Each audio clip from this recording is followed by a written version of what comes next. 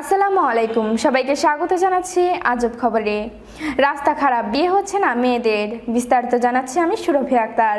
খারাপ রাস্তা নিয়ে দীর্ঘদিনের সমস্যায় ভুগছে ভারতীয় কর্ণাটকের দাবাঙ্গিরি এলাকায়। সেই সমস্যার কথা মনে করিয়ে দিয়ে ওই এলাকার বাসিন্দা এক স্কুল শিক্ষিকা চিঠি লিখেছেন কর্ণাটকের মুখ্যমন্ত্রী দপ্তরে।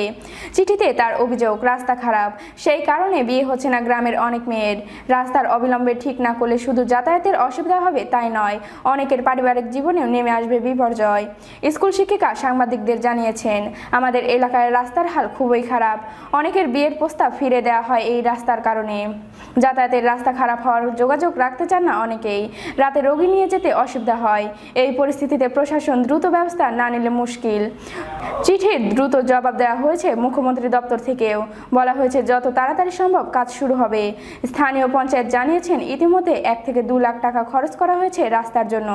কিন্তু এই সামান্য টাকায় কিছুই হবে না, দরকার 50 থেকে 1 কোটি টাকা। সেই টাকা যত দ্রুত পাওয়া যাবে তত দ্রুত কাজ করা যাবে। এতক্ষণ সাথে থাকার জন্য সবাইকে ধন্যবাদ।